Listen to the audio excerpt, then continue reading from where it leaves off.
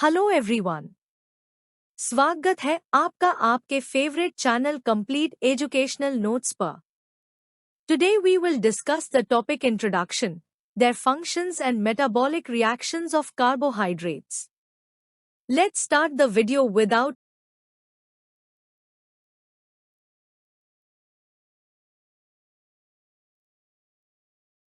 Definition. Carbohydrates basically वो organic compounds होते हैं जो कार्बन सी, हाइड्रोजन H और ऑक्सीजन O से मिलके बने होते हैं। उनका general formula usually CN bracket H2O bracket N होता है।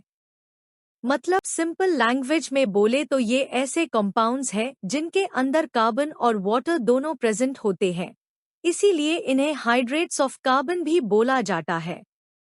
इनको हम सैकराइड्स यानी शुगर्स भी कहते हैं बिकॉज ये स्वीट टेस्ट देते हैं और एनर्जी का एक इम्पॉर्टेंट सोर्स होते हैं।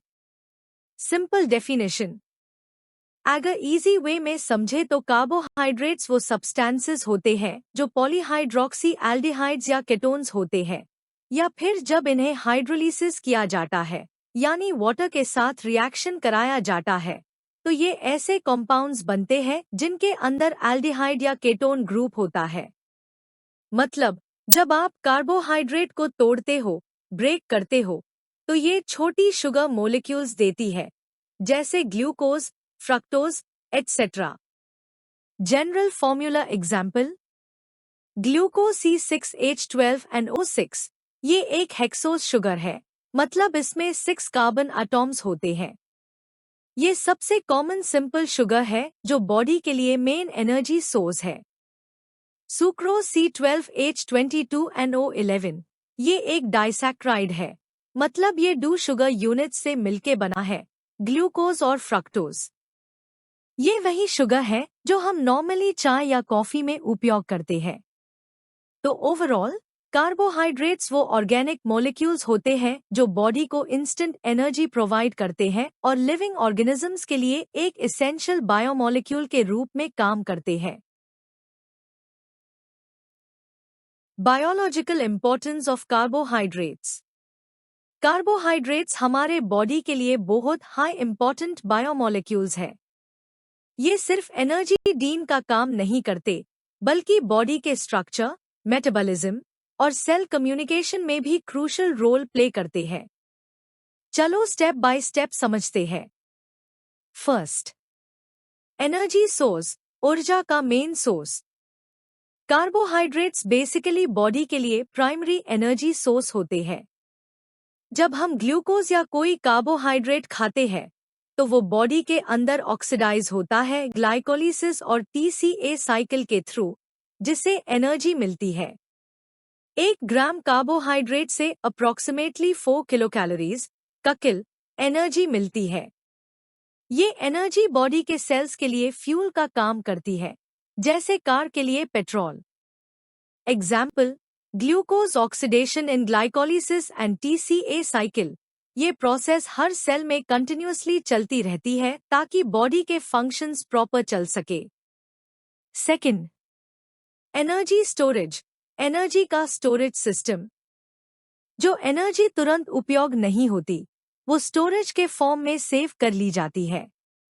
एनिमल्स में कार्बोहाइड्रेट्स ग्लाइकोजन के फॉर्म में स्टोर होते हैं, जबकि प्लांट्स में स्टार्च के फॉर्म में। ग्लाइकोजन मेनली लिवर और मसल्स में स्टोर होता है। जब बॉडी को एनर्जी की जरूरत होती है, लाइक एक्सरसाइज के टाइम, तो ग्लाइकोजन ब्रेक डाउन होता है और ग्लूकोज बनाता है जो इंस्टेंट एनर्जी देता है। Example, glycogen in liver and muscles, starch in plants. Third, structural component, structure बनाने में हेल्प। कार्बोहाइड्रेट्स सिर्फ एनर्जी के लिए नहीं बल्कि बॉडी के स्ट्रक्चर का भी एक मेजर पार्ट होते हैं। ये सेल वॉल्स, कनेक्टिव टिश्यूज और बायोलॉजिकल मेम्ब्रेन्स में इंपॉर्टेंट रोल प्ले करते हैं। फॉर एग्जाम्पल, सेल्यूलोज प्लांट्स के सेल वॉल का मेन कंपोनेंट है। ये रिजिडिटी और स्ट्रेंथ देता है। चिटिन फंजाई और इंसेक्ट्स के आउटर कवरिंग में होता है और पेप्टिडोग्लिकन बैक्टीरिया की सेल वॉल को स्ट्रॉन्ग बनाता है। Example, cellulose in plants, chitin in fungi, peptidoglycan in bacterial walls. Fourth, cell recognition and communication, cell के बीच कम्युनिकेशन और आइडेंटिफिकेशन। बॉडी के अंदर सेल्स एक दूसरे को रिकग्नाइज करते हैं थ्रू ग्लाइकोप्रोटीन्स एंड ग्लाइकोलिपिड्स, जो कार्बोहाइड्रेट के कॉम्बिनेशंस होते हैं। ये मॉलिक्यूल्स सेल के सरफेस पे प्रेजेंट होते हैं और सेल सेल कम्युनिकेशन में मदद करते हैं। इसका एक रियल लाइफ एग्जाम्पल है ABO ब्लड ग्रुप सिस्टम, जहां डिफरेंट कार्बोहाइड्रेट स्ट्रक्चर्स डिसाइड करते हैं कि ब्लड ग्रुप A, B या O होगा। Example, glycoproteins and glycolipids in ABO blood group antigens. Fifth, metabolic intermediates, metabolism के बीच के स्टेप्स। कार्बोहाइड्रेट्स मेटाबॉलिज्म के बीच में इंटरमीडिएट कंपाउंड्स बनते हैं जो फैट्स और प्रोटीन्स के मेटाबॉलिज्म से लिंक्ड होते हैं। फॉर इंस्टेंस, ग्लूकोज 6 फॉस्फेट एक इम्पॉर्टेंट इंटरमीडिएट है जो ग्लाइकोलिसिस पाथवे में मिलता है और एनर्जी प्रोडक्शन के प्रोसेस को कंटिन्यू करता है। Example, glucose 6 phosphate in glycolysis. 6 component of nucleic acids, genetic material का हिस्सा। कार्बोहाइड्रेट्स के बिना DNA और RNA एग्जिस्ट ही नहीं कर सकते, क्योंकि उनका स्ट्रक्चर राइबोज और डिऑक्साइरिबोज शुगर्स से बना होता है। राइबोज शुगर RNA में होती है और डिऑक्साइरिबोज DNA में, दोनों हाई न्यूक्लियोटाइड्स के बैकबोन के लिए एसेंशियल है। ये शुगर्स ATP, NADH, FAD जैसे एनर्जी कैरिंग मोलिक्यूल्स का भी पार्ट है। Example, ribose in ATP, NADH, FAD। In short, carbohydrate सिर्फ स्वीट टेस्ट डीन वेल शुगर्स नहीं है, ये लाइफ के हर बायोलॉजिकल प्रोसेस का एसेंशियल पार्ट है। From giving instant energy to forming genetic material, they handle everything like a multitasking molecule. Classification of carbohydrates. Carbohydrates को हम उनके स्ट्रक्चर और कॉम्पोजिशन के बेसिस पर क्लासिफाई करते हैं। बेसिकली, क्लासिफिकेशन दो चीजों पर डिपेंड करती है। 1 keycap number of sugar units present और 2 कीकैप किस टाइप का फंक्शनल ग्रुप, एल्डिहाइड या केटोन, उनमें होता है। चलो स्टेप बाय स्टेप समझते हैं कि कैसे कार्बोहाइड्रेट्स अलग अलग क्लासेस में डिवाइड किए जाते हैं। A. Based on number of units. 1. Monosaccharides, single sugar unit. Monosaccharides वो कार्बोहाइड्रेट्स होते हैं जो सिर्फ एक शुगर यूनिट से बने होते हैं। ये सबसे सिंपल और बेसिक फॉर्म के कार्बोहाइड्रेट्स हैं और इन्हें फर्दर टॉड, हाइड्रोलाइज नहीं किया जा सकता। ये डायरेक्टली एब्जॉर्ब हो जाते हैं ब्लड में और इमीडिएट एनर्जी प्रोवाइड करते हैं। इनका जनरल फॉर्मूला होता है CHO। Examples, glucose, fructose, galactose. Remarks, ये सबसे सिंपल और इजीली डाइजेस्टेबल कार्बोहाइड्रेट्स है। एक्सप्लेनेशन, ग्लूकोज हमारे बॉडी का मेन फ्यूल है। ये ग्लाइकोलिसिस और TCA साइकिल के थ्रू एनर्जी देता है। फ्रक्टोज फ्रूट्स में मिलता है और थोड़ा ज्यादा स्वीट होता है। Galactose mainly milk sugar, lactose में मिलता है। 2 डाइसैक्राइड्स, 2 शुगर यूनिट्स। डाइसैक्राइड्स वो कंपाउंड्स होते हैं जो 2 मोनोसैकेराइड यूनिट्स के कॉम्बिनेशन से बनते हैं। ये दोनों शुगर्स ग्लाइकोसिडिक बॉन्ड के थ्रू जुड़ते हैं। इनका फॉर्मेशन एक कंडेंसेशन रिएक्शन से होता है, मतलब जब 2 मोनोसैकेराइड्स कॉम्बाइन होते हैं तो एक molecule of water, HO, release होता है। Examples, sucrose glucose plus fructose, table sugar जो हम चाय में डालते हैं। Lactose glucose plus galactose, milk sugar. Maltose glucose plus glucose, formed during starch breakdown. Remarks, ये शुगर्स डाइजेशन के टाइम हाइड्रोलिसिस से मोनोसैकेराइड्स में कन्वर्ट होते हैं, जो FIR एनर्जी सोर्स के रूप में उसे किए जाते हैं। 3 ओलिगोसैकेराइड्स, 310 शुगर यूनिट्स।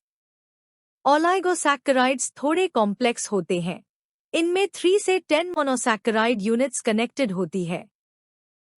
ये सिंपल शुगर से थोड़ा बड़े होते हैं, लेकिन पॉलीसैकेराइड्स जितने बड़े नहीं।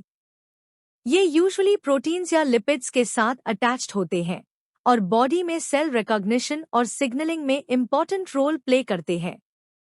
Example, raffinose, glucose plus fructose plus galactose.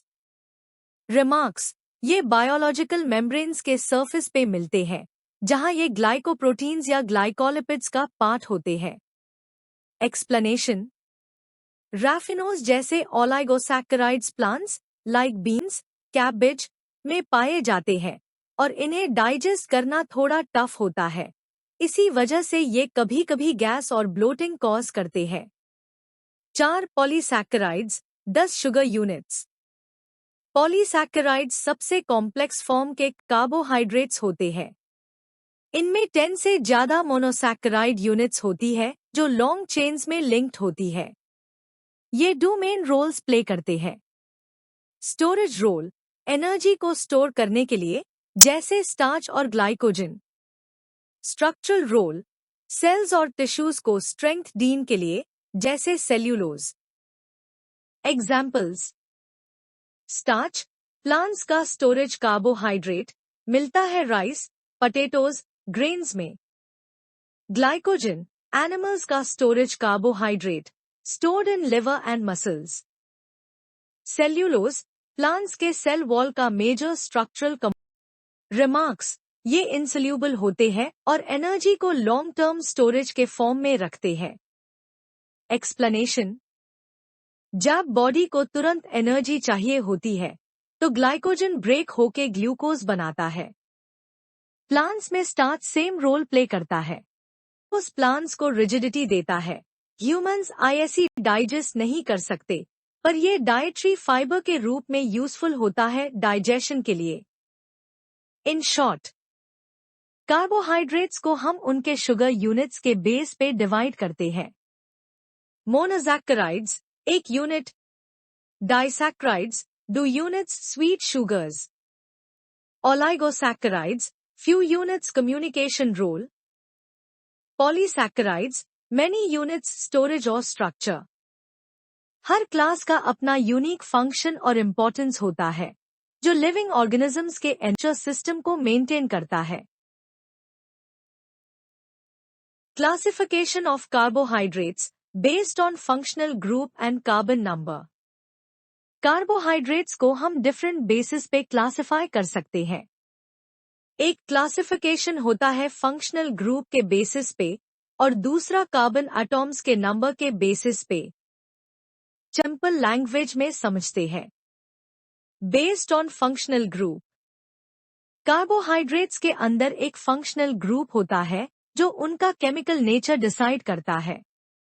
ये फंक्शनल ग्रुप या तो एल्डिहाइड चो हो सकता है या केटोन CO। इसी कार्बोहाइड्रेट्स को 2 मेन कैटेगरीज में डिवाइड किया गया है, एल्डोसिस और कीटोसिस। एल्डोसिस वो कार्बोहाइड्रेट्स होते हैं जिनके अंदर एल्डिहाइड ग्रुप CHO प्रेजेंट होता है। ये ग्रुप यूजुअली मॉलिक्यूल के एंड पोजीशन पे होते। इन कार्बोहाइड्रेट्स के केमिकल रिएक्शंस और बायोलॉजिकल फंक्शंस मोस्टली इस एल्डिहाइड ग्रुप के अराउंड हाई रिवॉल्व करते हैं। एग्जाम्पल्स, ग्लूकोज और गैलेक्टोज दोनों एल्डोसिस है। ग्लूकोज एक सबसे कॉमन शुगर है जो ब्लड शुगर के फॉर्म में बॉडी में सर्कुलेट करता है। Galactose mainly milk sugar, lactose का पार्ट होता है। कीटोसिस। अब दूसरी टाइप होती है कीटोसिस। ये वो कार्बोहाइड्रेट्स है जिनके अंदर केटोन ग्रुप CO होता है। ये फंक्शनल ग्रुप मॉलिक्यूल के मिडिल पोजीशन पे मिलता है, एंड पे नहीं। कीटोसिस का स्ट्रक्चर थोड़ा डिफरेंट होता है, मेटाबॉलिज्म में भी थोड़ा अलग बिहेव करते हैं। एग्जाम्पल, फ्रक्टोज, ये एक कॉमन कीटोज शुगर है जिसे हम फ्रूट शुगर भी कहते हैं। ये सबसे स्वीट नेचुरल शुगर है और फ्रूट्स और हनी में मिलता है। Based on number of carbon atoms, carbohydrates को कार्बन एटॉम्स के नंबर के बेसिस पे देखे तो उन्हें अलग अलग नेम्स दिए गए हैं। बेसिकली जितने कार्बन एटॉम्स ज्यादा उतनी बड़ी शुगर मोलिक्यूल होती है। चलो एक एक करके समझते हैं। Triose 3 carbons. कार्बोहाइड्रेट्स जिनके स्ट्रक्चर में 3 कार्बन एटॉम्स होते हैं उन्हें ट्रायोज कहते हैं। ये सिंपलेस्ट शुगर्स है और मेटाबॉलिज्म के बेसिक इंटरमीडिएट्स होते हैं। एग्जाम्पल ग्लिसरल्डिहाइड, ये एक इम्पॉर्टेंट इंटरमीडिएट है जो ग्लाइकोलिसिस एनर्जी प्रोडक्शन प्रोसेस में मिलता है। Pentose 5 carbons. जब शुगर मॉलिक्यूल में 5 कार्बन एटॉम्स होते हैं उससे पेंटोज कहते हैं। ये कार्बोहाइड्रेट्स न्यूक्लिक एसिड्स के स्ट्रक्चर में मिलते हैं जिसे डीएनए और आरएनए बनते हैं। एग्जाम्पल्स राइबोज और डिऑक्साइराइबोज आरएनए में होता है और डिऑक्साइराइबोज डीएनए में। ये दोनों हाई जेनेटिक मटेरियल के बैकबोन के लिए एसेंशियल है। Hexose 6 carbons.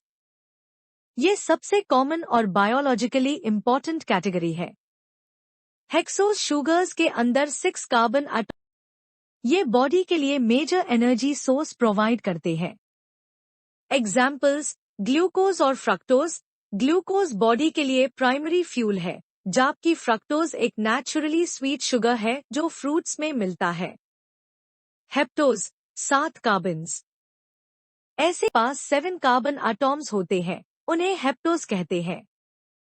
ये नॉर्मली कॉमन नहीं होते पर कुछ बैक्टीरिया और मेटाबॉलिक पाथवेज में मिलते हैं। एग्जाम्पल सेडाहेप्चुलोज, ये पेंटोज फॉस्फेट पाथवे में एक इम्पॉर्टेंट इंटरमीडिएट है जो एनर्जी और रिड्यूसिंग पावर जनरेट करने में हेल्प करता है। Fourth, structural isomerism in carbohydrates. अब देखो, कार्बोहाइड्रेट्स एक हाई फॉर्मूला के होने के बावजूद डिफरेंट फॉर्म्स में एग्जिस्ट कर सकते हैं। यही कंसेप्ट आइसोमरिज्म कहलाता है। मतलब फॉर्मूला सेम होता है बट स्ट्रक्चर या अरेंजमेंट थोड़ा चेंज होता है। कार्बोहाइड्रेट्स के अंदर डिफरेंट टाइप्स ऑफ आइसोमरिज्म मिलते हैं जैसे स्ट्रक्चरल, स्टेरियोआइसोमर्स, एपीमर्स और अनोमर्स। चलो हर एक को थोड़ा डिटेल में समझते हैं। First, structural isomers. स्ट्रक्चर में difference well isomers. Structural isomers वो होते हैं जिनका मॉलिक्यूलर फॉर्मूला सेम होता है लेकिन एटॉम्स के अरेंजमेंट या बॉन्डिंग पैटर्न डिफरेंट होते हैं। मतलब एक हाई फॉर्मूला से 2 अलग कंपाउंड्स बन जाते हैं, बस स्ट्रक्चर का डिफरेंस होता है। एग्जाम्पल ग्लूकोज एंड फ्रक्टोज, दोनों का फॉर्मूला C6H12O6 है लेकिन ग्लूकोज एक एल्डिहाइड शुगर एल्डोज है जबकि फ्रक्टोज एक केटोन शुगर कीटोज है। यानी दोनों में कार्बन, हाइड्रोजन, ऑक्सीजन सेम है बट पोजीशन अलग होने से प्रॉपर्टीज भी अलग हो जाती है। सेकंड, स्टेरियोआइसोमर्स। सेम स्ट्रक्चर लेकिन एटॉम्स की डायरेक्शन अलग। स्टेरियोआइसोमर्स का मतलब होता है स्ट्रक्चर और बॉन्डिंग सब सेम है, बस एटॉम्स का स्पेशल अरेंजमेंट यानी 3D पोजीशन थोड़ा अलग होता है। कार्बोहाइड्रेट्स में ये mainly D and L forms के फॉर्म में मिलते हैं। फॉर एग्जाम्पल डी ग्लूकोज और एल ग्लूकोज दोनों एक जैसे दिखते हैं लेकिन एक मिरर इमेज होती है दूसरे की। ये डिफरेंस इसलिए इम्पॉर्टेंट है क्योंकि हमारा body system mostly D sugars को हाई मेटाबोलाइज कर सकता है। एल फॉर्म बॉडी के लिए यूजुअली इनएक्टिव होती है। Third, epimers. सिर्फ एक कार्बन पे difference well isomers.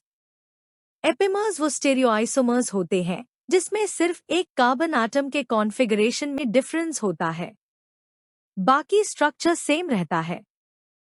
For example glucose and galactose, ये दोनों ऑलमोस्ट आइडेंटिकल है, बस C4 कार्बन एटम पे OH ग्रुप का पोजीशन अलग है, इसलिए इन्हें C4 एपिमर्स बोला जाता है। ऐसे ही ग्लूकोज और मैनोज भी एक एग्जाम्पल है जिसमें C2 एपिमेरिक डिफरेंस मिलता है। 4. अनोमर्स, एनोमेरिक कार्बन पे डिफरेंस। अनोमर्स वो आइसोमर्स होते हैं जिसमें डिफरेंस एनोमेरिक कार्बन के कॉन्फ़िगरेशन में होता है। एल्डोसिस, जैसे ग्लूकोज, में ये C1 कार्बन होता है और कीटोसिस जैसे फ्रक्टोज में C2 कार्बन होता है। जब साइक्लिक फॉर्म बनता है तो एनोमेरिक कार्बन पे और ग्रुप का पोजीशन डिसाइड करता है कि मॉलिक्यूल अल्फा है या beta. Example, alpha D glucose, इसमें और ग्रुप C1 कार्बन के नीचे होता है, below the plane. Beta D glucose, इसमें और ग्रुप C1 कार्बन के ऊपर होता है, अबव द प्लेन। ये छोटा सा डिफरेंस स्ट्रक्चर में, लेकिन इसका इम्पैक्ट केमिकल बिहेवियर और बायोलॉजिकल एक्टिविटी पे बहुत बड़ा होता है। इन शॉर्ट, कार्बोहाइड्रेट्स के आइसोमेरिक फॉर्म्स ये दिखाते हैं कि एक हाई फॉर्मूला से कितने अलग अलग मॉलिक्यूल्स बन सकते हैं। कभी स्ट्रक्चर चेंज होता है, कभी एटॉम्स का डायरेक्शन और कभी सिर्फ एक कार्बन का ओरिएंटेशन। ये ही रीजन है कि ग्लूकोज, फ्रक्टोज, गैलेक्टोज सबका फॉर्मूला सेम होने के बावजूद उनके फंक्शंस और प्रॉपर्टीज अलग होते हैं। Fifth, important monosaccharides. अब हम बात करते हैं मोनोसैकेराइड्स की। ये बेसिकली सिंपल शुगर्स होते हैं जो कार्बोहाइड्रेट्स के बिल्डिंग ब्लॉक्स कहते हैं। मतलब ये सबसे छोटी शुगर यूनिट्स है जो आगे जाके डाइसैकेराइड्स और पॉलीसैकेराइड्स बनते हैं। ये डायरेक्टली एब्जॉर्ब हो जाते हैं ब्लड में और एनर्जी प्रोवाइड करते हैं। चलो अब इनके कुछ इंपॉर्टेंट एग्जाम्पल्स समझते हैं one by one. First, glucose, aldohexose. Glucose सबसे इम्पॉर्टेंट मोनोसैकेराइड है। ये एक एल्डोहेक्सोज शुगर है, मतलब इसमें 6 कार्बन एटॉम्स होते हैं और एक एल्डिहाइड ग्रुप। ये बॉडी का मेन ब्लड शुगर है और हर सेल के लिए प्राइमरी एनर्जी सोर्स का काम करता है। जब हम फूड खाते हैं, जैसे राइस, ब्रेड, फ्रूट्स, तो वो ब्रेक डाउन होके ग्लूकोज बनाता है। फिर ये ग्लूकोज ब्लड में सर्कुलेट करता है और सेल्स इसे एनर्जी के फॉर्म में उपयोग करते हैं थ्रू ग्लाइकोलिसिस और TCA साइकिल। अगर ब्लड ग्लूकोज लेवल बढ़ जाए तो डायबिटीज जैसे प्रॉब्लम्स हो सकती है, और अगर कम हो जाए तो हाइपोग्लाइसीमिया होती है, मतलब बॉडी को एनर्जी नहीं मिलती। Example role, main blood sugar, primary energy source for all body cells. Second, fructose, ketohex. Fructose एक केटोहेक्स शुगर है, यानी इसमें 6 कार्बन एटॉम्स और एक केटोन ग्रुप होता है। ये फ्रूट्स और हनी में नेचुरली मिलता है, इसीलिए इसे फ्रूट शुगर भी बोलते हैं। जब हम फ्रक्टोज लेते हैं तो ये लिवर में कन्वर्ट होता है ग्लूकोज में, ताकि बॉडी आईएसई एनर्जी के फॉर्म में उपयोग कर सके। फ्रक्टोज का टेस्ट ग्लूकोज से ज्यादा स्वीट होता है, इसलिए ये प्रोसेस्ड फूड्स और सॉफ्ट ड्रिंक्स में भी उपयोग होता है। Example role, found in fruits and honey, converted to glucose in liver for energy. Third, galactose, aldehexose. Galactose भी एक aldehexose शुगर है और ये मेनली लैक्टोज का पार्ट होती है, जो मिल्क शुगर है। मतलब जब आप दूध या डेयरी प्रोडक्ट्स लेते हो तो उसमें गैलेक्टोज भी होता है। बॉडी के अंदर गैलेक्टोज कन्वर्ट होती है ग्लूकोज में फॉर एनर्जी, लेकिन ये ग्लाइकोप्रोटीन्स और ग्लाइकोलिपिड्स के फॉर्मेशन में भी हेल्प करती है, जो सेल्स के सरफेस पर प्रेजेंट होते हैं और कम्युनिकेशन और रिकॉग्निशन में काम आते हैं। Example role, component of lactose, glycoproteins and glycolipids. Fourth, ribose, aldopentose. Ribose एक एल्डोपेंटोज शुगर है, मतलब इसमें 5 कार्बन एटॉम्स होते हैं और एल्डिहाइड ग्रुप।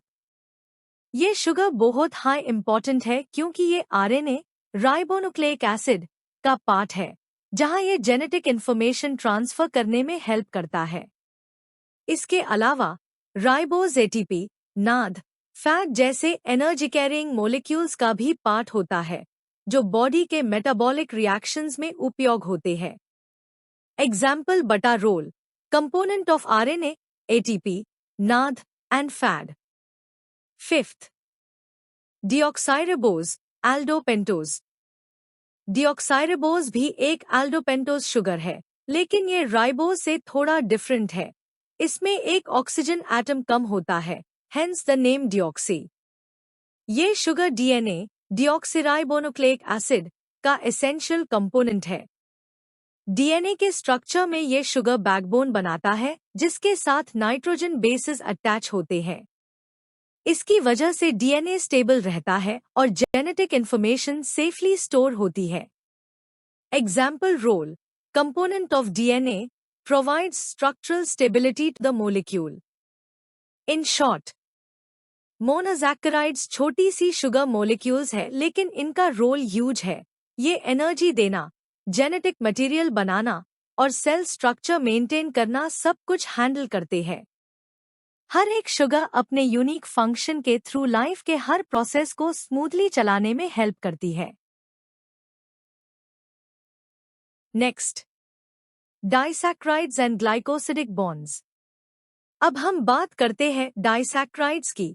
ये बेसिकली 2 मोनोसैकेराइड यूनिट्स से मिलके बनते हैं।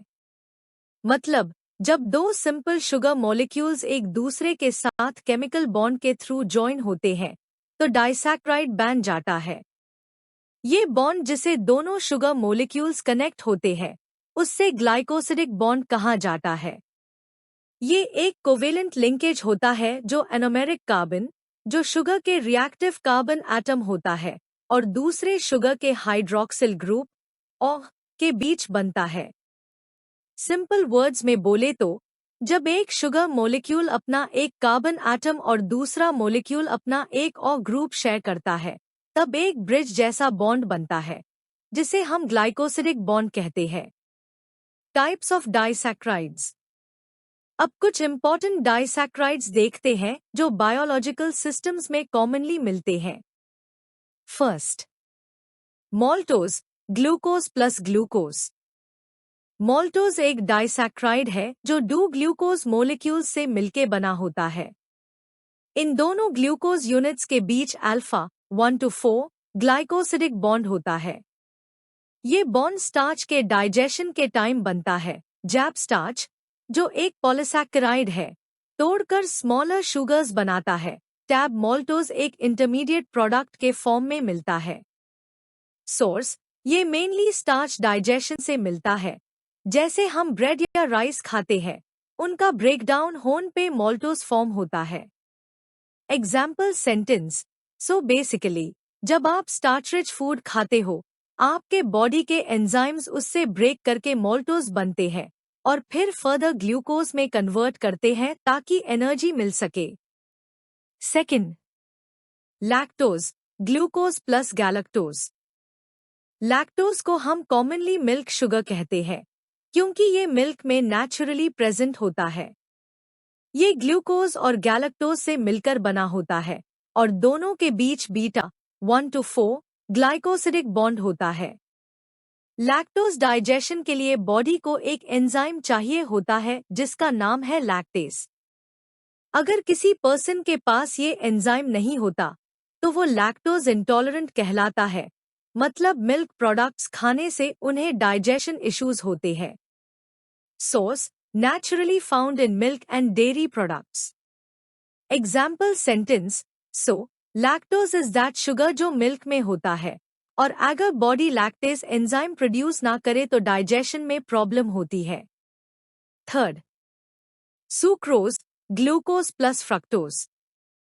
सुक्रोज सबसे कॉमन डाइसैक्राइड है जिसे हम नॉर्मल लाइफ में टेबल शुगर या केन शुगर के नाम से जानते हैं। इसमें ग्लूकोज और फ्रक्टोज मॉलिक्यूल्स प्रेजेंट होते हैं और इनके बीच एक यूनिक टाइप का बॉन्ड होता है, alpha 1 to beta 2 glycosidic linkage. ये बॉन्ड थोड़ा स्पेशल है क्योंकि ये दोनों शुगर्स के एनोमेरिक कार्बन्स को डायरेक्टली लिंक करता है। इस वजह से सुक्रोज एक नॉन रिड्यूसिंग शुगर है, यानी ये फर्दर रिएक्ट नहीं करता जैसे ग्लूकोज करता है। Source, mainly obtained from sugarcane और sugar beet plants. Example sentence, जब हम चाय या कॉफी में शुगर डालते हैं, वो सुक्रोज होती है, जो बॉडी में जाके ग्लूकोज और फ्रक्टोज में ब्रेक होती है for instant energy. In short, थोड़ा समरी टाइप। तो सिंपल वर्ड्स में Disaccharides are like two simple sugars joined together. ये ग्लाइकोसिडिक बॉन्ड के थ्रू कनेक्ट होते हैं। हर डाइसैक्राइड का अपना यूनिक शुगर कॉम्बिनेशन और बॉन्ड टाइप होता है, जैसे maltose glucose plus glucose, lactose glucose plus galactose और सुक्रोज ग्लूकोज प्लस फ्रक्टोज। ये सभी इम्पोर्टेंट रोल प्ले करते हैं, चाहे वो डाइजेशन हो, एनर्जी प्रोडक्शन हो या फूड स्वीटनेस। Next, polysaccharides. अब हम बात करते हैं पॉलीसैकेराइड्स की। ये बेसिकली लार्ज कार्बोहाइड्रेट मोलिक्यूल्स होते हैं जो मल्टीपल मोनोसैकेराइड यूनिट्स जैसे ग्लूकोज के कॉम्बिनेशन से बनते हैं। इनको आप कॉम्प्लेक्स शुगर्स भी बोल सकते हो। ये मेनली दो टाइप के होते हैं, स्टोरेज और स्ट्रक्चरल। ए, स्टोरेज पॉलीसैकेराइड्स एनर्जी स्टोरेज के लिए। ये टाइप के पॉलीसैकेराइड्स बॉडी के अंदर एनर्जी स्टोर करने का काम करते हैं। जब हम एक्स्ट्रा ग्लूकोज ले लेते हैं, बॉडी उसको डायरेक्टली उपयोग नहीं करती, इंस्टेड वो उससे स्टोरेज फॉर्म में कन्वर्ट कर देती है। प्लांट्स के अंदर एनर्जी स्टार्च के फॉर्म में स्टोर होती है। एनिमल्स, इंक्लूडिंग ह्यूमंस, के अंदर ये एनर्जी ग्लाइकोजन के फॉर्म में स्टोर होती है। इन पॉलीसैकेराइड्स में LINKGS होती है, जो इजीली डाइजेस्टिबल होती है by human enzymes. Example, starch in rice, potatoes, wheat, glycogen stored in liver and muscles. In short, जब बॉडी को तुरंत एनर्जी चाहिए होती है, ये स्टोर्ड कार्बोहाइड्रेट्स ग्लूकोज में ब्रेक होके एनर्जी प्रोवाइड कर देते हैं। बी, स्ट्रक्चरल पॉलीसैकेराइड्स सपोर्ट और स्ट्रक्चर के लिए। अब ये कैटेगरी थोड़ी डिफरेंट है। ये एनर्जी के लिए नहीं, बल्कि स्ट्रक्चर और सपोर्ट प्रोवाइड करने के लिए होती है। प्लांट्स में स्ट्रक्चरल कार्बोहाइड्रेट सेल्यूलोज होता है, जो सेल वॉल को स्ट्रेंथ देता है। इसके बिना प्लांट का स्ट्रक्चर सॉफ्ट हो जाता। फंजाई और इंसेक्ट्स के आउटर कवरिंग में चिटिन होता है, जो एक टफ और प्रोटेक्टिव लेयर बनाता है। इन मॉलिक्यूल्स में LINKGS होती है, जो ह्यूमंस के डाइजेस्टिव एंजाइम से ब्रेक नहीं होती, इसीलिए ये इंडिजेस्टिबल है। Example, cellulose, plants, chitin, fungi and insects. Fun fact, humans cellulose को डाइजेस्ट नहीं कर सकते, पर ये डाइटरी फाइबर के फॉर्म में डाइजेशन प्रोसेस को स्मूथ बनाता है। 8, reducing and non reducing sugars. अब चलते हैं नेक्स्ट इंपॉर्टेंट कंसेप्ट पे, रिड्यूसिंग और नॉन रिड्यूसिंग शुगर्स। ये दोनों कैटेगरीज डिपेंड करती है कि शुगर मॉलिक्यूल के पास फ्री एल्डिहाइड या केटोन ग्रुप है या नहीं। ए, रिड्यूसिंग शुगर्स, रिएक्टिव शुगर्स। ये वो शुगर्स है जिनके पास फ्री एल्डिहाइड या केटोन ग्रुप प्रेजेंट होता है, जो इजीली रिएक्ट कर सकता है और रिड्यूसिंग प्रॉपर्टी शो करता है। इनका एक सिंपल टेस्ट होता है, बेनेडिक्ट्स टेस्ट या फेहलिंग्स टेस्ट, जिसमें शुगर Cu आयन्स को रिड्यूस करके Cu में कन्वर्ट करता है और सॉल्यूशन का कलर चेंज हो जाता है, यूजुअली ब्लू से orange red. Examples, glucose, fructose, lactose, maltose, ये सब रिड्यूसिंग शुगर्स है। क्लिनिकल इंपॉर्टेंस, ये टेस्ट यूरिन में ग्लूकोज डिटेक्ट करने के लिए उपयोग होता है। अगर यूरिन में ग्लूकोज मिलता है तो वो डायबिटीज मेलाइटिस का एक साइन हो सकता है। In short, reducing sugars reaction देते हैं क्योंकि उनके पास एक फ्री रिएक्टिव ग्रुप होता है। B, non reducing sugars, non reactive sugars. अब ये वेल शुगर्स थोड़े अलग है। इनमें फ्री एल्डिहाइड या केटोन ग्रुप नहीं होता, इसलिए ये रिड्यूसिंग रिएक्शन नहीं देते। एग्जाम्पल, सुक्रोज, जो कॉमन टेबल शुगर है। अगर सुक्रोज को बेनेडिक्ट्स टेस्ट या फेहलिंग्स टेस्ट में डाला जाए तो ये पॉजिटिव रिजल्ट नहीं देता, क्योंकि इसका रिड्यूसिंग ग्रुप बॉन्ड के अंदर इन्वॉल्व्ड होता है, फ्री नहीं होता। In simple words, non reducing sugars sweet तो होते हैं, पर केमिकल टेस्ट्स में रिएक्शन नहीं करते। Summary in easy words, polysaccharides body के लिए स्टोरेज और स्ट्रक्चर दोनों का बेस है, स्टार्च और ग्लाइकोजन एनर्जी के लिए, सेल्यूलोज और चिटिन स्ट्रक्चर के लिए। और रिड्यूसिंग नॉन रिड्यूसिंग शुगर्स का कंसेप्ट ये समझाता है कि कौन सा शुगर केमिकली रिएक्टिव है और कौन सा नहीं। 9. Clinical significance of carbohydrates. Carbohydrates सिर्फ एनर्जी डीन वेल बायोमोलिक्यूल्स नहीं होते, बल्कि उनका मेडिकल और क्लिनिकल इंपॉर्टेंस भी बहुत ज्यादा है। अगर कार्बोहाइड्रेट मेटाबॉलिज्म या एंजाइम्स में कोई डिस्टर्बेंस आ जाए, तो बॉडी के फंक्शंस डायरेक्टली अफेक्ट होते हैं। चलो इसको थोड़ा डिटेल में समझते हैं। First, energy metabolism disorders, energy process में प्रॉब्लम्स। कार्बोहाइड्रेट्स बॉडी के लिए मेन एनर्जी फ्यूल होते हैं। जब उनका मेटाबॉलिज्म सही से काम नहीं करता, तो ब्लड ग्लूकोज लेवल या तो बहुत कम हो जाता है, हाइपोग्लाइसीमिया, या फिर बहुत हाई हो जाता है, डायबिटीज मेलाइटिस। हाइपोग्लाइसीमिया में ब्लड शुगर इतना लो हो जाता है कि इंसान को वीकनेस, कंफ्यूजन और कभी-कभी फेंटिंग तक हो सकती है। डायबिटीज मेलाइटिस एक क्रोनिक डिसऑर्डर है जहां बॉडी इंसुलिन प्रोड्यूस नहीं करती या प्रॉपर्ली उपयोग नहीं करती, जिसे ग्लूकोज सेल्स तक नहीं पहुंचता और ब्लड में ही अक्यूमुलेट हो जाता है। क्लिनिकल रेलेवेंस, ये दोनों कंडीशंस ग्लूकोज इम्बैलेंस से रिलेटेड है और अगर कंट्रोल ना हो तो लॉन्ग टर्म ऑर्गन डैमेज तक कर सकती है। Second, storage diseases, energy storage system में प्रॉब्लम। कभी कभी बॉडी में एंजाइम्स की डेफिशिएंसी की वजह से ग्लाइकोजन मेटाबॉलिज्म सही से नहीं होता। इस वजह से ग्लाइकोजन प्रॉपर्ली स्टोर या ब्रेक डाउन नहीं हो पाता। ये कंडीशन ग्लाइकोजन स्टोरेज डिजीजेस कहलाती है। एक फेमस एग्जाम्पल है वॉन गर्ग्स डिजीज, जिसमें लिवर में ग्लूकोज 6 फॉस्फेटेज एंजाइम की कमी होती है।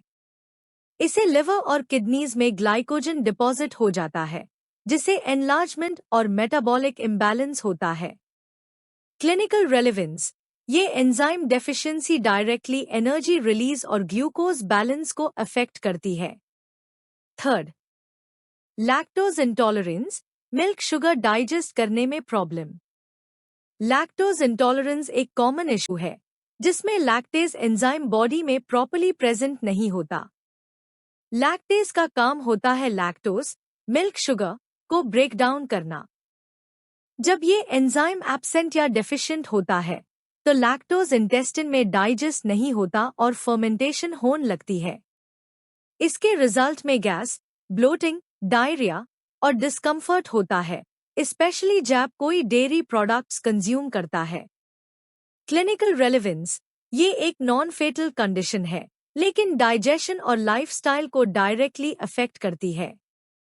Fourth, carbohydrate antigens, carbohydrates as identity markers. Carbohydrates immune system में भी आइडेंटिटी मॉलिक्यूल्स के रूप में काम करते हैं। For example, ABO blood group system carbohydrates के डिफरेंट स्ट्रक्चर्स पर डिपेंड करता है। ये ही डिसाइड करते हैं कि किसी का blood group A, B, AB या ओ होगा। सिमिलरली, बैक्टीरिया के आउटर कैप्सूल में भी कार्बोहाइड्रेट बेस्ड एंटीजेंस होते हैं जो इम्यून रिस्पॉन्स को ट्रिगर करते हैं। क्लिनिकल रेलेवेंस, ये इम्यूनोलॉजी और माइक्रोबायोलॉजी दोनों फील्ड्स में इम्पॉर्टेंट है, जैसे ब्लड ट्रांसफ्यूजन, इन्फेक्शन डायग्नोसिस और vaccine development. Fifth, microbial metabolism, bacteria और माइक्रोब्स का शुगर उपयोग करना। माइक्रो ऑर्गेनिजम्स भी कार्बोहाइड्रेट्स को फर्मेंटेशन के थ्रू एनर्जी के लिए उपयोग करते हैं। ये फर्मेंटेशन प्रोसेस लैबोरेटरी में बैक्टीरिया आइडेंटिफाई करने के लिए एक डायग्नोस्टिक टूल के रूप में उपयोग होती है। For example, sugar fermentation test से हम ये देख सकते हैं कि कौन सा बैक्टीरिया ग्लूकोज, लैक्टोज या सुक्रोज को मेटाबोलाइज करता है। इससे उनकी स्पीशीज आइडेंटिफाई करने में हेल्प मिलती है। क्लिनिकल रेलेवेंस, माइक्रोबायोलॉजी लैब्स में carbohydrate fermentation tests bacterial infections identify करने के लिए उपयोग किए जाते हैं। इन शॉर्ट, कार्बोहाइड्रेट्स के क्लिनिकल एस्पेक्ट्स हमें बताते हैं कि ये मॉलिक्यूल्स सिर्फ एनर्जी प्रोवाइडर्स नहीं, बल्कि हेल्थ, इम्यूनिटी और डायग्नोसिस के लिए भी इक्वली इम्पॉर्टेंट है। उनका इम्बैलेंस या एंजाइम डिफेक्ट छोटी सी मेटाबॉलिक प्रॉब्लम से लेकर सीरियस डिजीजेस तक लीड कर सकता है। Next, examples in microbial biochemistry. Microbial world में कार्बोहाइड्रेट्स का रोल बहुत हाई इम्पॉर्टेंट होता है, स्पेशली बैक्टीरिया के स्ट्रक्चर और मेटाबॉलिज्म में। चलो इजी वे में समझते हैं। First, bacterial cell walls, bacteria की outer wall structure. Bacterial cell walls के अंदर एक स्पेशल कार्बोहाइड्रेट प्रोटीन कॉम्प्लेक्स होता है जिसे पेप्टिडोग्लिकन कहते हैं। ये बैक्टीरिया को शेप और स्ट्रेंथ देता है ताकि वो एनवायरनमेंट के प्रेशर से बर्स्ट ना हो। पेप्टिडोग्लिकन के स्ट्रक्चर में दो इम्पॉर्टेंट शुगर मोलिक्यूल्स होते हैं, एनासिटिलग्लूकोसामाइन नाग और एनासिटिलम्यूरामिक एसिड नाम। ये दोनों एक चेन के फॉर्म में कनेक्टेड होते हैं और उनके बीच पेप्टाइड लिंक्स होते हैं। इसी वजह से बैक्टीरियल वॉल टफ और प्रोटेक्टिव होती है। सिंपल वर्ड्स में, ये नाग और नाम बैक्टीरिया की स्केलेटन जैसी बैकबोन बनते हैं जिससे उनका स्ट्रक्चर स्टेबल रहता है।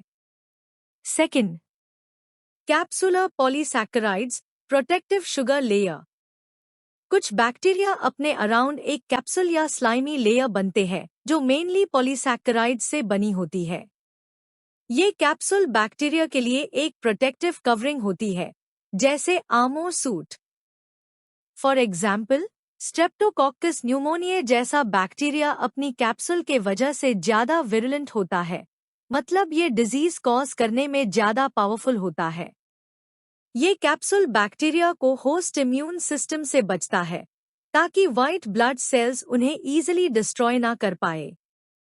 तो बेसिकली ये कैप्सुलर पॉलीसैकेराइड्स बैक्टीरिया के लिए एक डिफेंस मैकेनिज्म का काम करते हैं।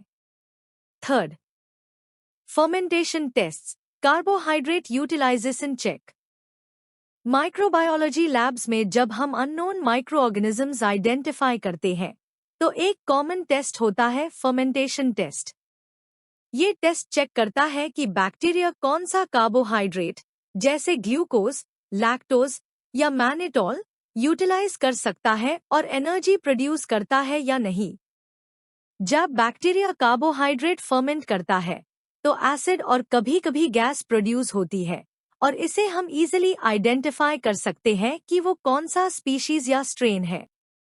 For example, E coli glucose और लैक्टोज दोनों फर्मेंट करता है, जबकि कुछ बैक्टीरिया सिर्फ ग्लूकोज फर्मेंट करते हैं। ये डिफरेंस माइक्रोबियल आइडेंटिफिकेशन के लिए बहुत हेल्पफुल होता है। In short, carbohydrates microbial life के लिए सिर्फ एनर्जी सोर्स नहीं, बल्कि स्ट्रक्चरल सपोर्ट, प्रोटेक्शन और आइडेंटिफिकेशन टूल भी है। फ्रॉम नाग नाम वॉल्स टू कैप्सुलर शील्ड्स और फर्मेंटेशन पैटर्न्स, सब कुछ कार्बोहाइड्रेट्स के अराउंड हाई रिवॉल्व करता है। Functions of carbohydrates. Carbohydrates basically बहुत वर्सेटाइल बायोमोलिक्यूल्स हैं जो लिविंग सिस्टम्स में मल्टीपल रोल्स प्ले करते हैं। ये सिर्फ एनर्जी के लिए नहीं, बल्कि बॉडी के स्ट्रक्चर, मेटाबॉलिज्म और सेल्यूलर कम्युनिकेशन के लिए भी काम आते हैं। ए सोर्स ऑफ एनर्जी, ऊर्जा का मेन सोर्स। सबसे पहला और मोस्ट इम्पॉर्टेंट फंक्शन है एनर्जी प्रोवाइड करना। कार्बोहाइड्रेट्स बॉडी के लिए में और इमीडिएट एनर्जी सोर्स होते हैं।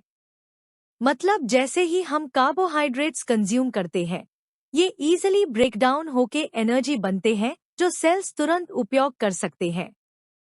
हर ग्राम कार्बोहाइड्रेट से अप्रॉक्सीमेटली 4 ककल एनर्जी मिलती है।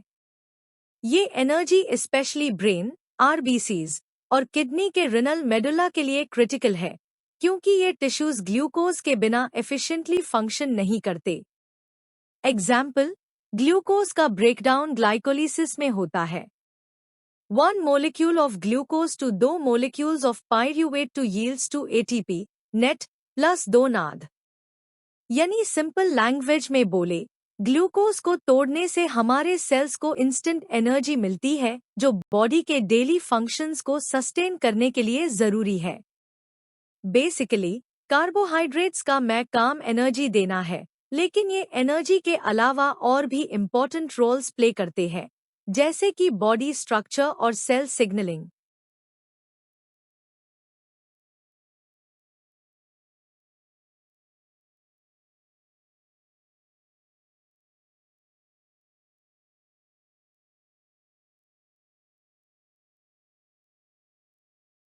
बी एनर्जी स्टोरेज, एनर्जी का स्टोरेज सिस्टम। कार्बोहाइड्रेट्स का एक इम्पॉर्टेंट रोल है एनर्जी को स्टोर करना। बॉडी तुरंत एनर्जी के लिए रिलाई नहीं कर सकती, इसलिए ये एनर्जी को रिजर्व के फॉर्म में सेव कर लेती है। एनिमल्स में ये ग्लाइकोजन के फॉर्म में स्टोर होता है, मेनली लिवर और मसल्स में। प्लांट्स में ये स्टार्च के फॉर्म में स्टोर होता है। जब बॉडी को सडन एनर्जी की जरूरत होती है, जैसे एक्सरसाइज या फास्टिंग के टाइम, ये stored carbohydrates rapidly break down होते हैं और ब्लड ग्लूकोज लेवल मेंटेन करते हैं। Example, glycogen glucose 1 phosphate glucose 6 phosphate energy production. मतलब ग्लाइकोजन ब्रेकडाउन के बाद ग्लूकोज मोलिक्यूल्स मिलते हैं जो सेल्स के लिए फ्यूल का काम करते हैं। सी स्ट्रक्चरल रोल, स्ट्रक्चर बनाने में हेल्प। कार्बोहाइड्रेट्स सिर्फ एनर्जी के लिए नहीं, ये सेल्स और टिश्यूज का स्ट्रक्चरल फ्रेमवर्क भी बनते हैं। ये बॉडी को स्ट्रेंथ और स्टेबिलिटी देते हैं। सेल्यूलोज प्लांट्स के सेल वॉल्स का मेन कंपोनेंट, जो प्लांट्स को रिजिडिटी और शेप देता है। चिटिन फंजाई और इंसेक्ट्स के एक्सोस्केलेटन का पार्ट, जो उनके प्रोटेक्टिव कवरिंग को स्ट्रॉन्ग बनाता है। पेप्टिडोग्लिकन बैक्टीरियल सेल वॉल का स्ट्रक्चर, जो माइक्रोबायोलॉजी में बहुत इंपॉर्टेंट है। एग्जाम्पल, पेप्टिडोग्लिकन एनासिटिलग्लूकोसामाइन नाग प्लस एनासिटिलम्यूरामिक एसिड नाम, जो पेप्टाइड्स के थ्रू क्रॉस लिंक्ड होते हैं। ये स्ट्रक्चर बैक्टीरिया को स्ट्रेंथ और शेप प्रोवाइड करता है। बेसिकली एनर्जी स्टोरेज और स्ट्रक्चरल सपोर्ट, ये दो मेन फंक्शंस है जहां कार्बोहाइड्रेट्स लाइफ के लिए इंडिस्पेंसिबल होते हैं। ये बॉडी को फ्यूल भी देते हैं और स्ट्रेंथ भी। D components of nucleic acids. To start, nucleic acids का स्ट्रक्चर बेसिकली शुगर बैकबोन पे डिपेंड करता है। आरएनए में राइबोज शुगर होता है और डीएनए में डिऑक्साइरिबोज। ये शुगर्स पेंटोस टाइप के होते हैं, 5 कार्बन एटॉम्स वेल, और ये न्यूक्लियोटाइड्स का बैकबोन बनते हैं। Example, ATP equal to adenine plus ribose plus 3 phosphate groups. मतलब, जब हम एटीपी को तोड़ते हैं, ये एनर्जी रिलीज करता है और राइबोस शुगर वहां स्ट्रक्चरल सपोर्ट प्रोवाइड करता है। E cellular communication and recognition. Carbohydrates cell membranes के ग्लाइकोप्रोटीन्स और ग्लाइकोलिपिड्स में प्रेजेंट होते हैं। ये मॉलिक्यूल्स हेल्प करते हैं सेल्स को एक दूसरे को रिकॉग्नाइज करने में और कम्युनिकेशन मेंटेन करते हैं। ये कुछ इंपॉर्टेंट रोल्स परफॉर्म करते हैं। सेल रिकॉग्निशन, जैसे इम्यून सिस्टम को पता चले कौन फ्रेंड और कौन फो है। Hormone receptor activity, hormone signals को रिसीव करना। ब्लड ग्रुप डिटर्मिनेशन, ब्लड के टाइप डिसाइड करना। Example, ABO blood group antigens basically oligosaccharides होते हैं जो मेम्ब्रेन लिपिड से अटैच होते हैं। ये ही डिसाइड करते हैं कि आपका blood group A, B, AB या ओ होगा। F protection and lubrication. कुछ कार्बोहाइड्रेट्स म्यूकोपॉलीसैकेराइड्स, ग्लाइकोसमिनोग्लाइकेंस के फॉर्म में बॉडी में होते हैं, जैसे हाइलुरोनिक एसिड और चोंद्रोइथिन सल्फेट। ये मॉलिक्यूल्स बॉडी के जॉइंट्स और कनेक्टिव टिश्यूज को प्रोटेक्ट और लुब्रिकेट करते हैं। जॉइंट्स में ये लुब्रिकेंट्स का काम करते हैं। कनेक्टिव टिश्यूज में ये स्ट्रक्चरल सपोर्ट देते हैं। सो बेसिकली ये शुगर्स जॉइंट्स और टिश्यूज को स्मूथ और स्ट्रॉन्ग बनाए रखते हैं। जी डिटॉक्सिफिकेशन एंड कॉन्जुगेशन। लिवर में कार्बोहाइड्रेट्स, स्पेशली ग्लूक्यूरोनिक एसिड, ग्लूकोज का डेरिवेटिव, टॉक्सिन्स, बिलिरुबिन और ड्रग्स के साथ रिएक्ट करते हैं और वाटर सोल्यूबल कॉन्जुगेट्स बनते हैं। इस प्रोसेस का पर्पस है बॉडी से हार्मफुल सब्सटेंसेस को ईजिली एक्सक्रीट करना। Example, bilirubin plus UDP glucuronic acid bilirubin diglucuronide, जो बाइल के थ्रू एक्सक्रीट होता है। मतलब, ये सिस्टम लिवर को डिटॉक्सिफाई करने में हेल्प करता है और सेफ वेस्ट रिमूव करता है। इन शॉर्ट, कार्बोहाइड्रेट्स सिर्फ एनर्जी के लिए नहीं, बल्कि cell communication, protection, joint lubrication और डिटॉक्सिफिकेशन में भी क्रिटिकल रोल प्ले करते हैं। ये लाइफ के हर लेवल पे मल्टीफंक्शनल मोलिक्यूल्स है। H role in microbial physiology. Carbohydrates का माइक्रोब्स के लिए भी बहुत इंपॉर्टेंट रोल है। बैक्टीरिया और फंजाई बेसिकली ये मोलिक्यूल्स उपयोग करते हैं एनर्जी के लिए, प्रोटेक्शन के लिए और कम्युनिटी फॉर्मेशन के लिए। फर्स्ट, फर्मेंटेशन, ऑक्सीजन के बिना एनर्जी प्रोडक्शन। कई माइक्रोब्स कार्बोहाइड्रेट्स को फर्मेंट करते हैं, मतलब वो ग्लूकोज या शुगर मॉलिक्यूल्स को एनारोबिक कंडीशंस में तोड़ते हैं और एनर्जी प्रोड्यूस करते हैं। ये एनर्जी उनके ग्रोथ और सर्वाइवल के लिए क्रिटिकल है। एग्जाम्पल, ये प्रोसेस बैक्टीरिया लाइक लैक्टोबैसिलस या यीस्ट में होती है, जो डेयरी प्रोडक्ट्स या अल्कोहल प्रोडक्शन के लिए फेमस है। Second, capsule formation, virulence factor. कुछ बैक्टीरिया कार्बोहाइड्रेट्स का उपयोग करके कैप्सूल्स बनते हैं। ये एक प्रोटेक्टिव लेयर होती है जो उनको इम्यून सिस्टम के अटैक से बचती है। ये कैप्सूल उनके लिए विरुलेंस फैक्टर का काम करता है, मतलब इन्फेक्शन और डिजीज कॉज करने में हेल्प करता है। एग्जाम्पल, स्ट्रेप्टोकोकस न्यूमोनिया के कैप्सूल का मेन कंपोनेंट पॉलीसैकेराइड होता है, जो बैक्टीरिया को फैगोसाइटोसिस से बचता है। Third, biofilm production, community formation. Microbes carbohydrates का उपयोग बायोफिल्म बनाने के लिए भी करते हैं। बायोफिल्म बेसिकली एक स्लाइमी लेयर होती है जिसमें बैक्टीरिया या फंजाई ग्रुप में रहते हैं और ये उनको एंटीबायोटिक्स और इम्यून अटैक्स से प्रोटेक्ट करती है। ये एक तरह का डिफेंस और सर्वाइवल मैकेनिज्म है, स्पेशली क्रोनिक इन्फेक्शंस में। इन शॉर्ट, कार्बोहाइड्रेट्स माइक्रोब्स के लिए सिर्फ फूड सोर्स नहीं है, ये उनकी एनर्जी, प्रोटेक्शन और कम्युनिटी फॉर्मेशन के लिए भी एसेंशियल है। विदाउट कार्ब्स, माइक्रोब्स का ग्रोथ और सर्वाइवल काफी लिमिट हो जाता है। Metabolic reactions of carbohydrates. Carbohydrate metabolism basically body का वो प्रोसेस है जहां carbohydrates break down, catabolic reactions होते हैं और नए कार्बोहाइड्रेट्स बनाए जाते हैं, एनाबॉलिक रिएक्शंस। ये दोनों प्रोसेसेस मिलके बॉडी को एनर्जी, स्टोरेज मॉलिक्यूल्स और बिल्डिंग ब्लॉक्स प्रोवाइड करते हैं। सबसे सेंट्रल मॉलिक्यूल यहाँ ग्लूकोज है, क्योंकि ये मल्टीपल पाथवेज को कनेक्ट करता है, मतलब ग्लूकोज को ब्रेक करके एनर्जी ले सकते हो या फिर नॉन कार्बोहाइड्रेट सोर्सेज से ग्लूकोज बना सकते हो। A overview of major pathways. Glycolysis, catabolic. ये प्रोसेस ग्लूकोज को पायरूवेट और एटीपी में कन्वर्ट करता है। ये बेसिकली एनर्जी रिलीज करने का फास्ट वे है और ये साइटोप्लाज्म में होता है। पर्पस, इंस्टेंट एनर्जी के लिए। Gluconeogenesis, anabolic. ये प्रोसेस नॉन कार्बोहाइड्रेट सोर्सेज से ग्लूकोज बनाता है, जैसे अमीनो एसिड्स या लैक्टेट। ये लिवर और किडनी में होता है और तब काम आता है जब ग्लूकोज सप्लाई कम हो। पर्पस, ब्लड शुगर मेंटेन करना। Glycogenesis, anabolic. जब ग्लूकोज एक्सेस हो, body IAC glycogen storage form में कन्वर्ट कर लेती है। ये मेनली लिवर और मसल्स में स्टोर होता है। पर्पस, एनर्जी को फ्यूचर के लिए स्टोर करना। ग्लाइकोजेनेलाइसिस, कैटाबॉलिक। ये प्रोसेस ग्लाइकोजन को ग्लूकोज में ब्रेक करता है जब बॉडी को एनर्जी की जरूरत हो। ये भी लिवर और मसल्स में होता है। Purpose, energy supply during fasting या एक्सरसाइज।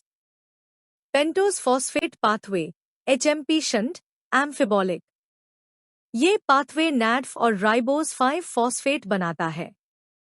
नैड फैट मेटाबॉलिज्म और डिटॉक्सिफिकेशन में काम आता है और राइबोज न्यूक्लियोटाइड्स और DNA RNA के लिए एसेंशियल है।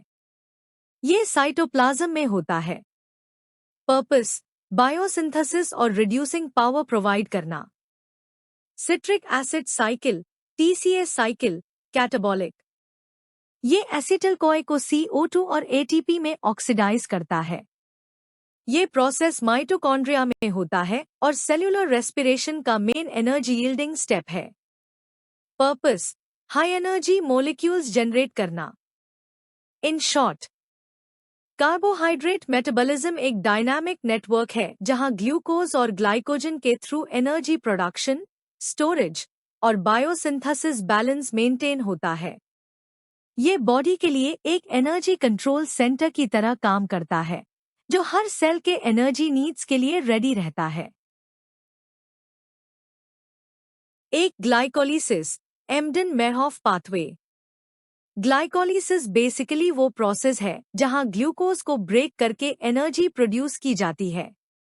ये साइटोप्लाज्म में होता है और इंटरेस्टिंग बात यह है कि ये एनारोबिक प्रोसेस है, मतलब ऑक्सीजन की जरूरत नहीं होती।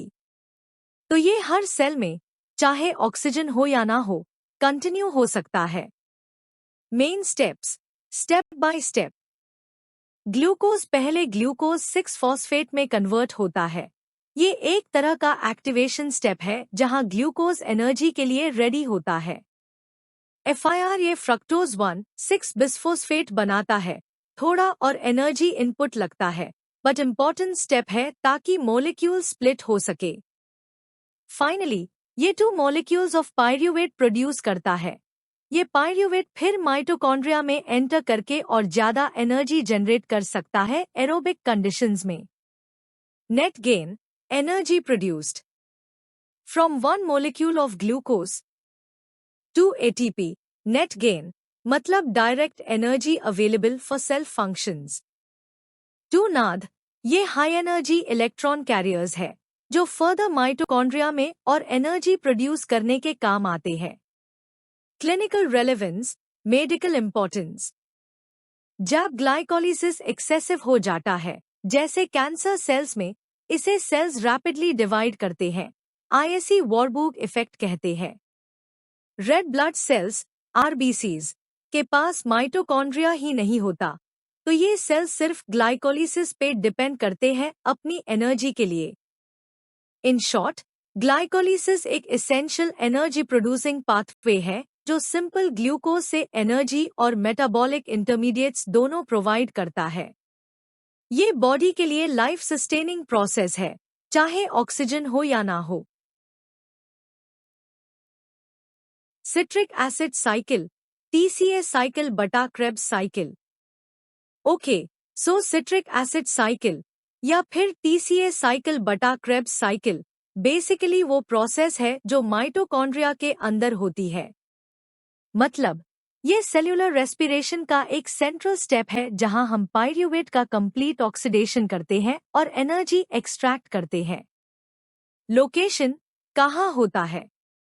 ये साइकिल माइटोकॉन्ड्रिया के मैट्रिक्स में होता है, जहां पे सारे एंजाइम्स और कोफैक्टर्स प्रेजेंट होते हैं जो रिएक्शन को स्मूथ बनते हैं। पर्पस क्या पर्पस है? मेन पर्पस है पायरूवेट को CO और HO में कंप्लीटली ब्रेक करना और simultaneously high energy molecules produce करना जो बॉडी के लिए फ्यूल का काम करते हैं।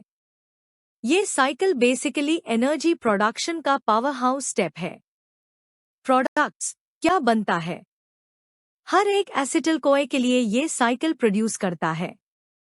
नाद high energy electron carrier, FADH2 another electron carrier, ATP बटा GTP direct energy, CO2 waste product। Basically नाद और FADH फिर इलेक्ट्रॉन ट्रांसपोर्ट चेन में जाते हैं और भी ज्यादा ATP जनरेट करते हैं। ओवरऑल रिएक्शन, ये रिएक्शन ऐसे होता है। एसिटिल कोए plus 3 NAD positive plus FAD plus GDP plus pi plus 2 H2O which lead to 2 CO 2 plus 3 NADH plus 3 H positive plus FADH2 plus GTP plus CoASH. मतलब एक small molecule acetyl कोए के complete oxidation से हम multiple high energy carriers और ATP ले लेते हैं और को टू वेस्ट के फॉर्म में निकलता है। Clinical relevance, medical importance. अगर साइकिल के एंजाइम्स प्रॉपर्ली काम नहीं करते, जैसे पायरुवेट डिहाइड्रोजनेज डेफिशिएंसी, तो पायरुवेट बॉडी के अंदर लैक्टिक एसिड में कन्वर्ट हो जाता है, जो लैक्टिक एसिडोसिस कॉज करता है। ये एक सीरियस मेटाबॉलिक डिसऑर्डर है जिसमें मसल्स और नर्वस सिस्टम अफेक्टेड हो सकते हैं। इन शॉर्ट, टीसीएस साइकिल सिर्फ एनर्जी प्रोडक्शन के लिए नहीं है, बल्कि ये बॉडी के मेटाबॉलिक हब का काम करता है। पायरुवेट को कंप्लीटली ऑक्सीडाइज करता है, नाद FADH2 जनरेट करता है और एटीपी प्रोड्यूस करता है। बेसिकली माइटोकॉन्ड्रिया का इंजन है ये साइकिल। 3 ग्लाइकोजेनेसिस। ग्लाइकोजेनेसिस बेसिकली मतलब ग्लूकोज से ग्लाइकोजन का सिंथेसिस। ये एक नेचुरल प्रोसेस है जहां बॉडी एक्स्ट्रा ग्लूकोज को स्टोर कर लेती है ताकि जब एनर्जी की जरूरत हो तुरंत उपयोग की जा सके। लोकेशन कहाँ होता है?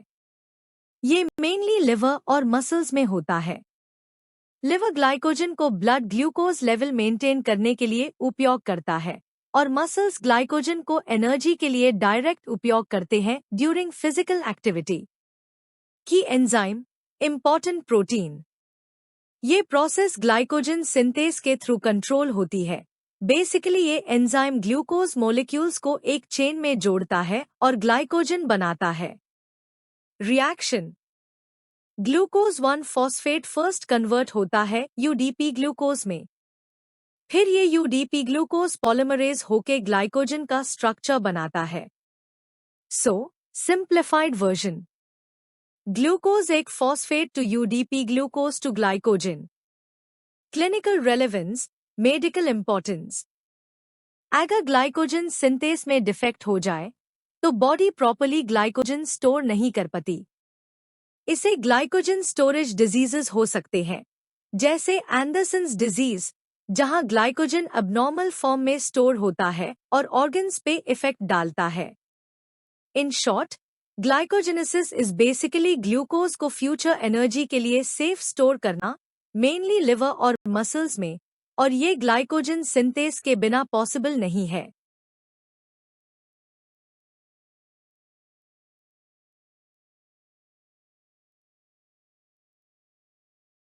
चार ग्लाइकोजेनेलाइसिस। बेसिकली ग्लाइकोजेनेलाइसिस का मतलब है ग्लाइकोजन का ब्रेकडाउन ताकि बॉडी को ग्लूकोज मिल सके, यानी जब एनर्जी की जरूरत होती है लिवर और मसल स्टोर्ड ग्लाइकोजन को तोड़ के ग्लूकोज बनते हैं। डेफिनेशन, ये प्रोसेस बेसिकली ग्लाइकोजन को ग्लूकोज में कन्वर्ट करना है ताकि ब्लड शुगर लेवल मेंटेन हो और सेल्स को एनर्जी मिल सके। की एंजाइम, जो एंजाइम इस प्रोसेस को कंट्रोल करता है वो है ग्लाइकोजन फॉस्फोरिलेज। ये एंजाइम ग्लाइकोजन के बॉन्ड्स तोड़ता है और ग्लूकोज 1 फॉस्फेट फॉर्म करता है। हॉर्मोन्स इन्वॉल्व्ड, ये प्रोसेस हार्मोनल कंट्रोल में होता है। ग्लूकेगॉन जब ब्लड शुगर लो हो और एपिनेफ्राइन स्ट्रेस या एक्सरसाइज के टाइम एक्टिवेट करते हैं ग्लाइकोजेनेलाइसिस को। Reaction, simple pathway, glycogen glucose 1 phosphate glucose 6 phosphate glucose, mainly liver में। मतलब ग्लाइकोजन पहले फॉस्फोरिलेटेड फॉर्म में कन्वर्ट होता है और एफआईआर फाइनली फ्री ग्लूकोज बन के ब्लड में रिलीज होता है। क्लिनिकल रेलेवेंस, अगर एंजाइम G6 पेस ग्लूकोज 6 फॉस्फेटेज की डेफिशिएंसी हो जाए तो ये प्रोसेस प्रॉपर नहीं होता और वॉन गर्ग्स डिजीज हो जाता है। इसमें ग्लाइकोजन लिवर में अक्यूमुलेट हो जाता है और हाइपोग्लाइसीमिया डेवलप हो सकता है। इन शॉर्ट, ग्लाइकोजेनेलाइसिस बॉडी का इमरजेंसी ग्लूकोज रिलीज सिस्टम है, जैसे स्टोर्ड एनर्जी का बैकअप प्लान।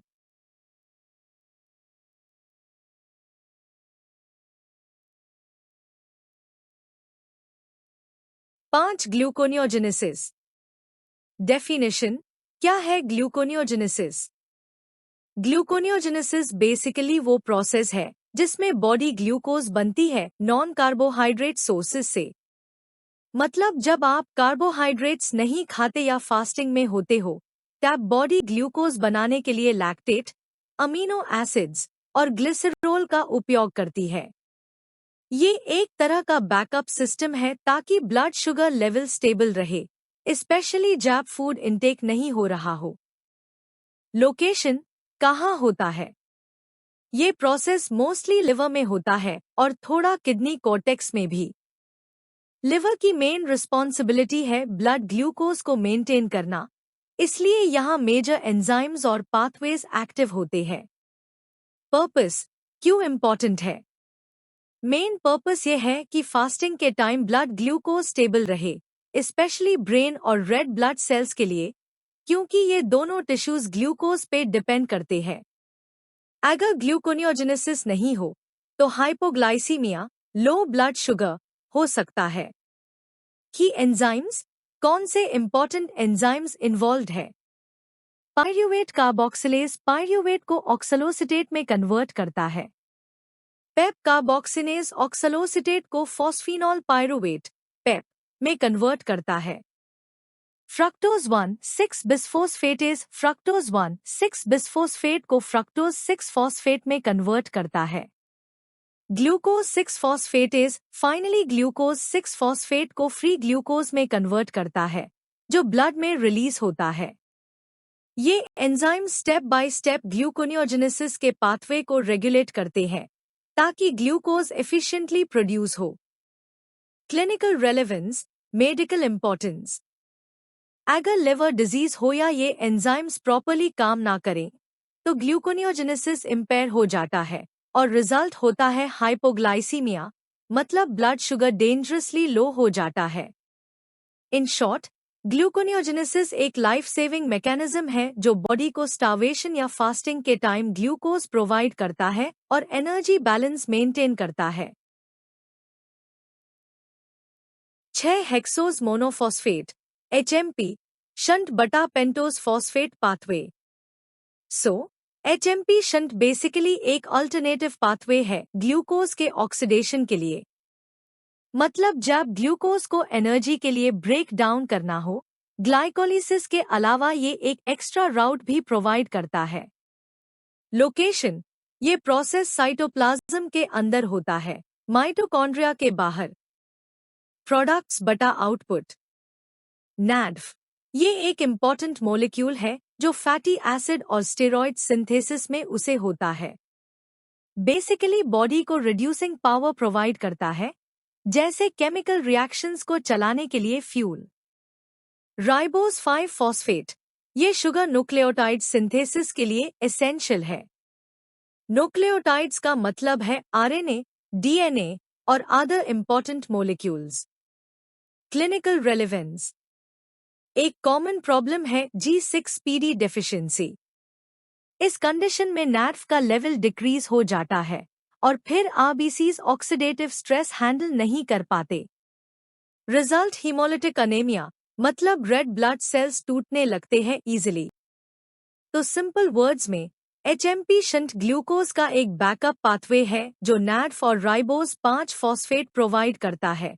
दोनों हाई बॉडी के मेटाबॉलिज्म और सेल प्रोटेक्शन के लिए क्रिटिकल है।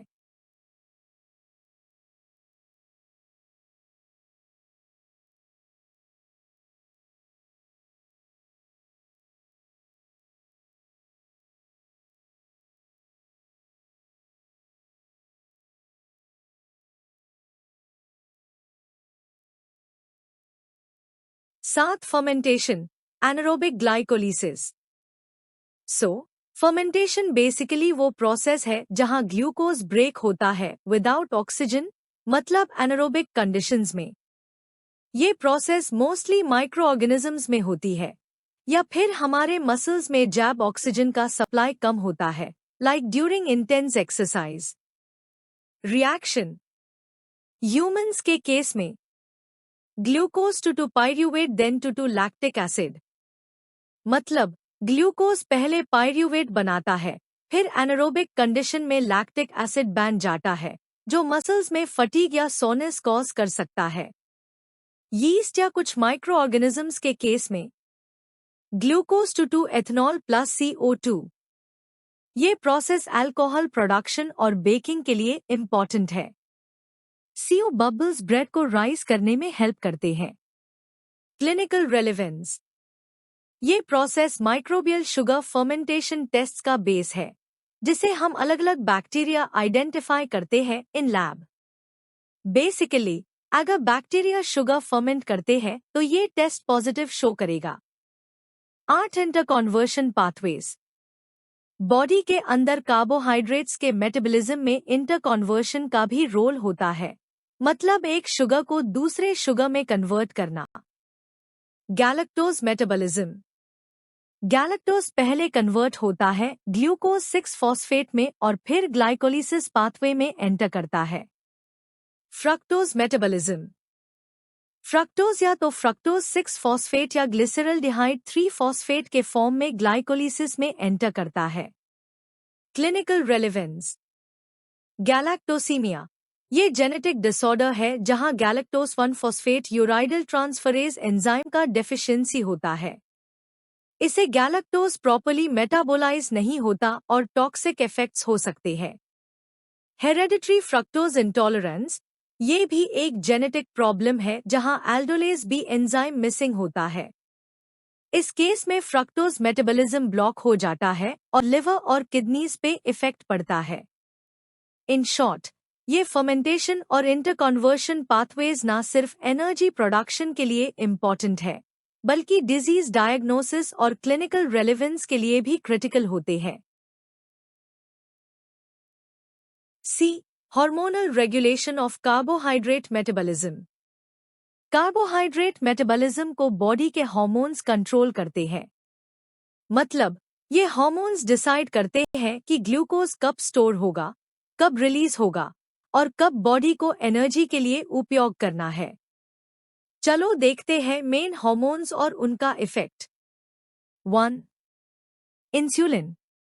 इंसुलिन बेसिकली ब्लड शुगर को लोअर करने वाला हार्मोन है। जब ब्लड में ग्लूकोज ज्यादा होता है, like after a meal, pancreas से इंसुलिन रिलीज होता है। फंक्शन। ये ग्लूकोज को सेल्स के अंदर ले जाता है और एनर्जी के लिए स्टोर करने में हेल्प करता है, मसल्स और लिवर में ग्लाइकोजन फॉर्म करके। Effect. Blood glucose level down हो जाता है।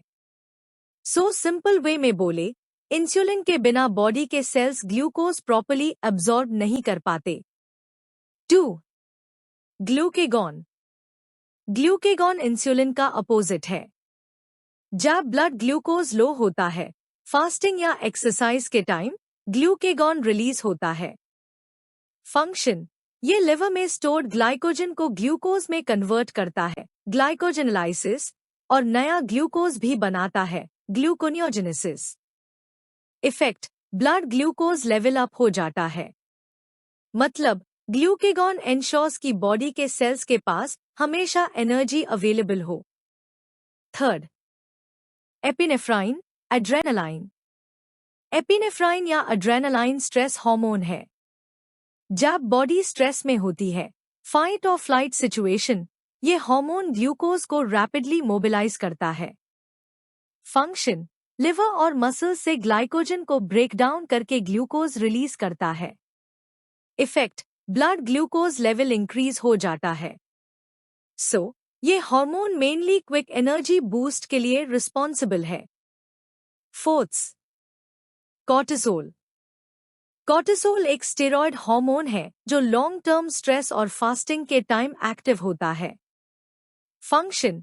ये ग्लूकोनियोजेनेसिस को इंक्रीज करता है, यानी लिवर में नया ग्लूकोज बनाता है फैट्स और प्रोटीन से।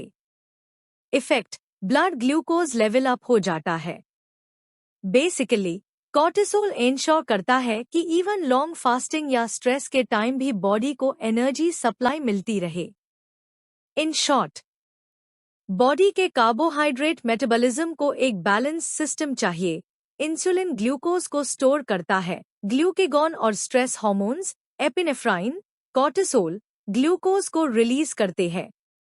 ये हार्मोनल रेगुलेशन ब्लड शुगर को स्टेबल और एनर्जी सप्लाई को कंटिन्यूअस रखता है। D integration of pathways.